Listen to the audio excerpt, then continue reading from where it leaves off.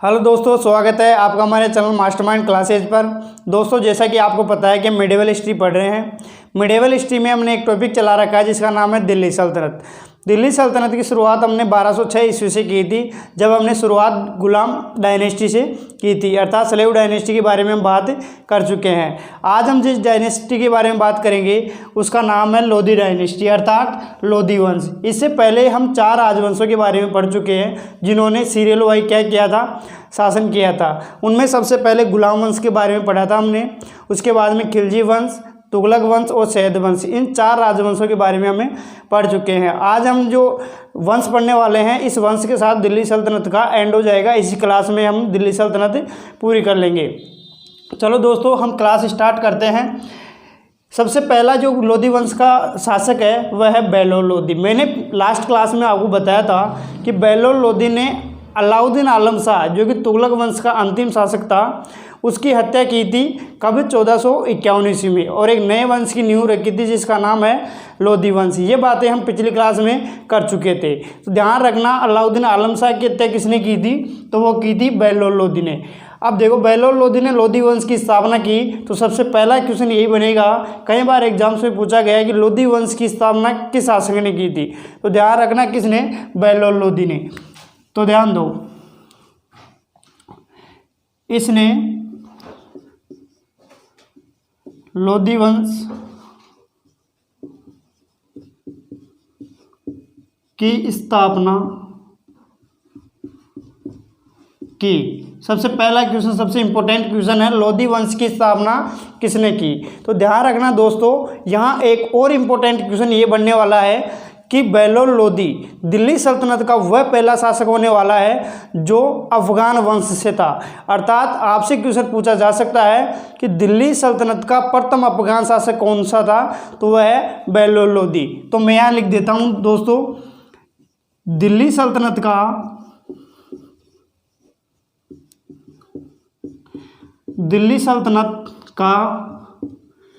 प्रथम अफगान शासक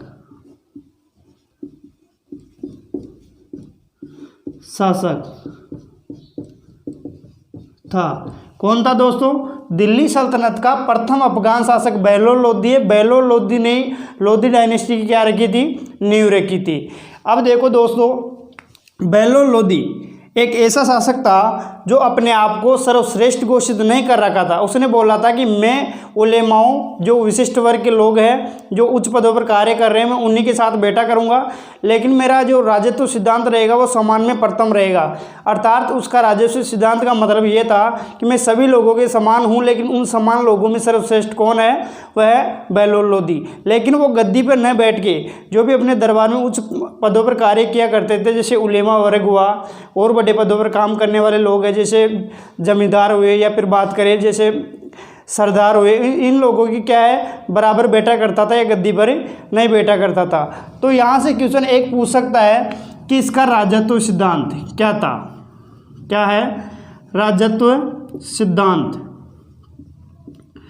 तो दोस्तों क्या था? समान में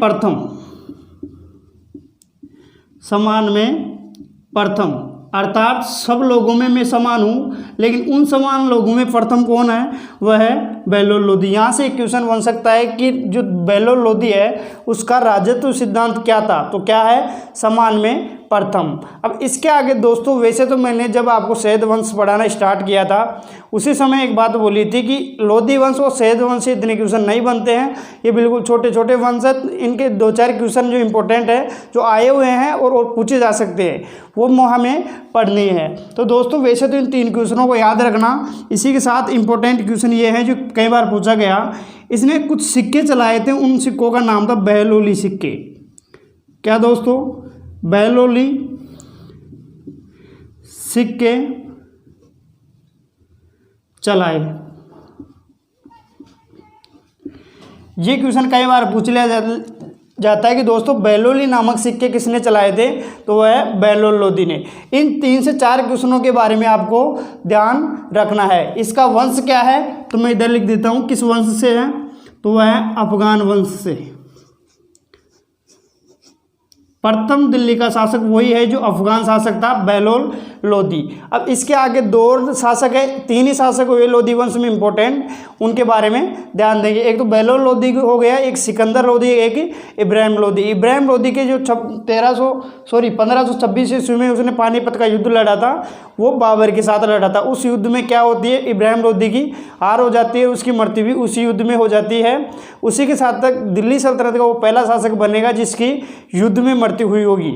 ध्यान देना दोस्तों, 1526 ईस्वी में वहाँ से मुगल एम्पायर इस्टाब्लिश किया जाएगा, किसके द्वारा, बाबर के द्वारा। तो हम नेक्स्ट जो रूलर है लोदी डायनेस्टी का, उसके बारे में पढ़ते हैं, वह है सिकंदर लोदी। इन सभी से काफ़ी इंपॉर्टेंट क्वेश्चन पूछे जाते हैं दोस्तों, तो आपको ये 3 से 4 क्वेश्चन याद रखने हैं। बाकी रामायण पढ़ने के लिए तो बहुत है दोस्तों, काफ़ी किताबें हैं वो पढ़ सकते हो, लेकिन आपको शॉर्ट में 3 से 4 क्वेश्चन याद रखने हैं। हम बात करेंगे सिकंदर लोदी की। इसका सेकंड रूलर कौन है, सिकंदर लोदी।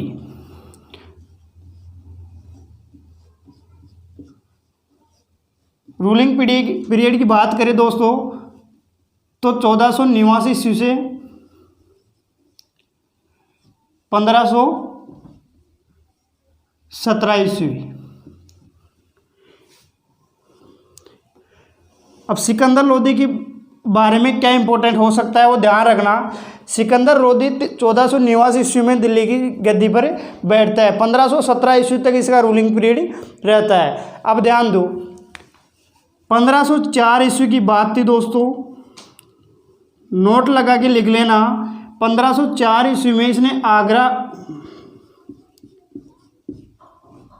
आगरा नगर की स्थापना की। कई बार क्वेश्चन पूछा गया है दोस्तों कि आगरा नगर की स्थापना किसके द्वारा की गई, तो वह है सिकंदर लोदी के द्वारा। अब बात करें आगरा नगर है कहाँ, तो ध्यान रखना आगरा नगर उत्तर प्रदेश में यमुना नदी के किनारे, नदी के किनारे स्थित है।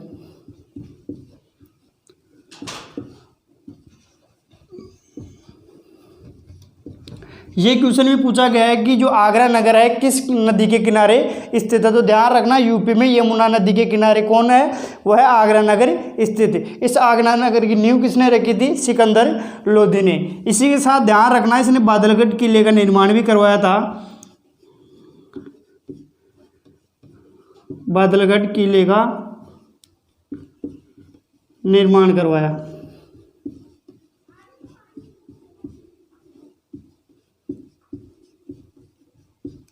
यह चीज़ भी आपको ध्यान रखनी है। उसी के साथ दोस्तों ध्यान रखना इस सिकंदर लोदी का एक वजीर था जिसका नाम है मियाँ युवा। इसने मोट की मस्जिद का निर्माण करवाया था दिल्ली में। ये भी क्वेश्चन काफ़ी इंपॉर्टेंट है, वो आपको ध्यान रखना है। तो इसका एक वजीर था, क्या है, वजीर, क्या नाम है, मियाँ युवा। इसने दिल्ली में मोट की मस्जिद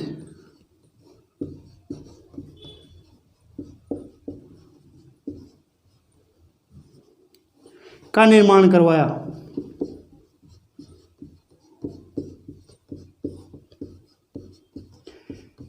इसके बारे में 3 से 4 क्वेश्चन आपको ध्यान रखना। प्रथम तो 1504 ईस्वी में आगरा नगर की स्थापना की।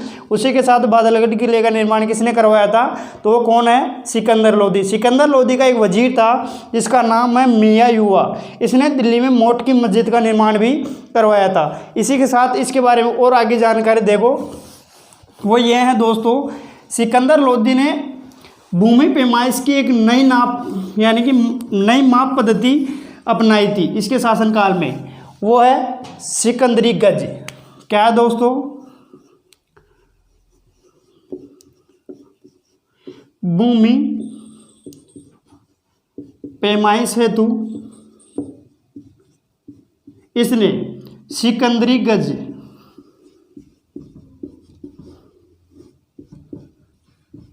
एक नई माप प्रणाली शुरू की थी। ध्यान देखना, सिकंदरी गज की यदि लंबाई की बात करें दोस्तों तो 30 इंच है। क्या मानी गई है? 30 इंच। ये काफ़ी इंपॉर्टेंट है दोस्तों। इसी के साथ ध्यान रखना, सिकंदर लोदी ने दिल्ली में अपना स्वयं का मकबरा बनवाया था। ध्यान रखना, सिकंदर लोदी का मकबरा भारत का पहला मकबरा है जिसमें दोहरे गुंबद का प्रयोग किया गया, और साथ ही ध्यान रखना उसके चारों तरफ 4 दीवारी खींची गई। ये भारत का पहला मकबरा होगा जब दोहरे गुंबद का प्रयोग किया गया। क्या है दोस्तों? स्वयं ने दिल्ली में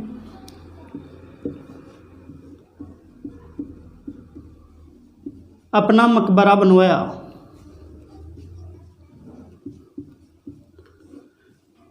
दोस्तों ध्यान रखना, इन मकबरों से क्वेश्चन पूछा जाता है कि सिकंदर लोदी का मकबरा कहाँ है। आगे मुगल काल आएगा, मुगल काल में जितने भी शासक हो गए उनके मकबरों के बारे में कई बार क्वेश्चन पूछा गया है। तो सिकंदर लोदी का मकबरा कहाँ है?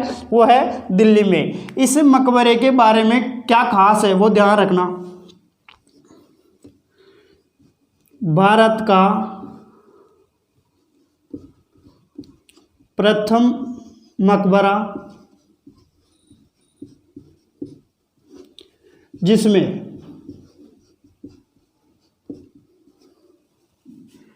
दोहरे गुंबद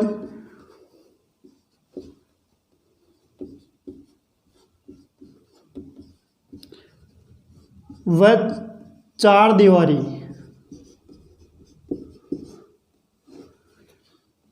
का प्रयोग किया गया।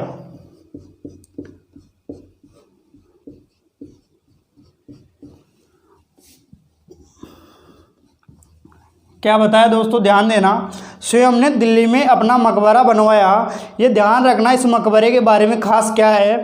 भारत का पहला मकबरा जिसमें दोहरे गुंबद व 4 मीनारी का प्रयोग किया गया था। किसका मकबरा है? सिकंदर लोदी का। कहाँ है? दिल्ली में। किसने बनवाया? स्वयं ने बनवाया था। ये चीज़ आपको ध्यान रखनी है। ये 3 से 4 क्वेश्चन जो मैंने बताया केवल आपको यही ध्यान में रखने हैं, इससे ज़्यादा डीपली नहीं पूछेगा। यही क्वेश्चन कई बार पूछे गए हैं और आने वाले एग्जाम्स की दृष्टि से 2-3 क्वेश्चन मैंने ऐड कर दिए हैं।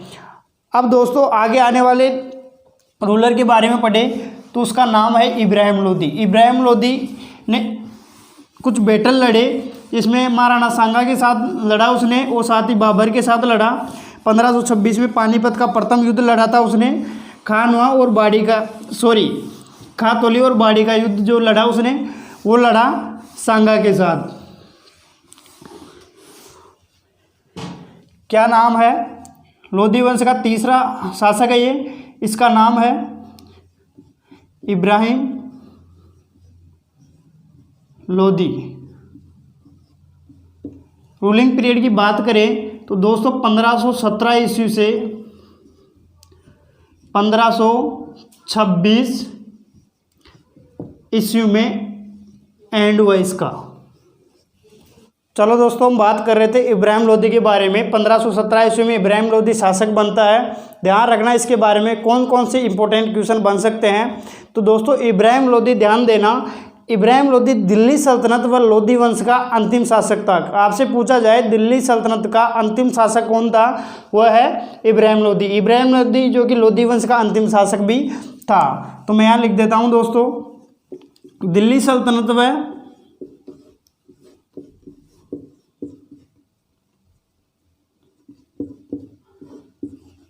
व लोदी वंश का अंतिम शासक।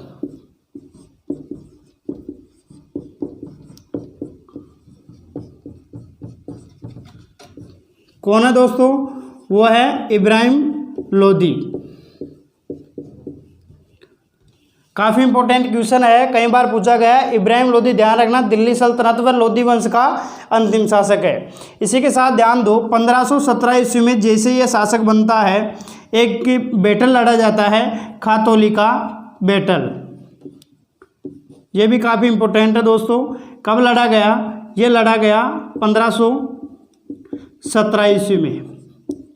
किन किन के मध्य लड़ा गया? तो वो है महाराणा सांगा,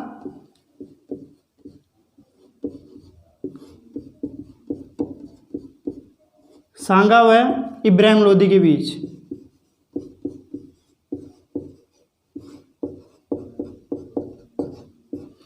किन किन के मध्य लड़ा गया? महाराणा सांगा व इब्राहिम लोदी के बीच खातोली का बैटल कब लड़ा गया? 1517 ईस्वी में। विजय किसकी हुई? तो ध्यान रखना इसमें जीत महाराणा सांगा की हुई थी। अब ध्यान दो, 1517 में खातोली का युद्ध लड़ा गया, उसी के जस्ट 1517-18 ईस्वी में, यानी कि 1517 में खातोली का युद्ध और 1518 में बाड़ी का युद्ध लड़ा गया दोस्तों। बाड़ी का युद्ध ये भी किन दोनों के बीच लड़ा गया दोस्तों? महाराणा सांगा व इब्राहिम लोदी के बीच। तो महाराणा सांगा के साथ इसके कौन कौन से बैटल हुए? एक तो हुआ खातोली का बैटल जो कि 1517 ईस्वी में लड़ा गया। इसमें कौन पराजित हुआ? इसमें इब्राहिम लोदी पराजित हुआ, वो महाराणा सांगा की जीत हुई। इसी के बाद इसने 1518 ईस्वी की बात है, इसने बाड़ी का युद्ध लड़ा। ये दोनों के मध्य हुआ बाड़ी का युद्ध, उसमें भी किसकी जीत हुई? महाराणा सांगा की। इसके बाद इब्राहिम लोदी का अंतिम बैटल होता है, वह है पानीपत का प्रथम युद्ध।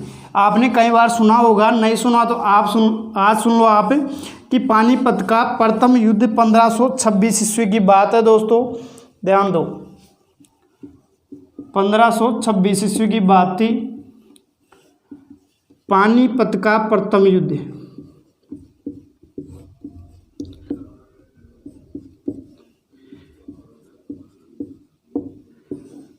कब लड़ा गया? मैंने बताया 1526 ईस्वी में। एक तो इधर दिल्ली वाले एरिया की बात करूंगा मैं। यहाँ कौन है? इब्राहिम लोदी।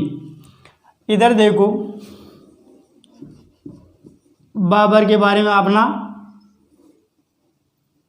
ये युद्ध लड़ा गया किन दो के बीच? बाबर और इब्राहिम लोदी के बीच।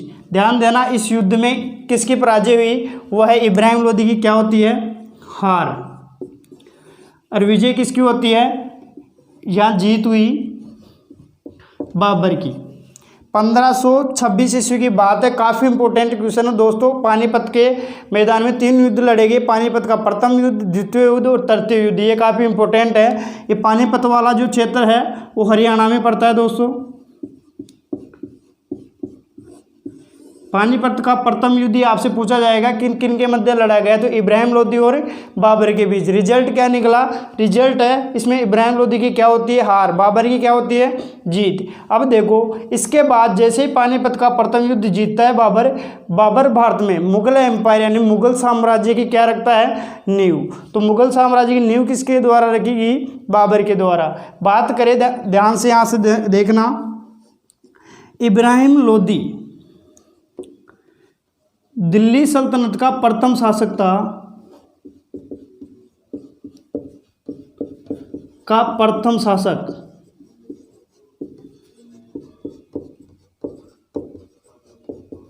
जो युद्ध के मैदान में मारा गया।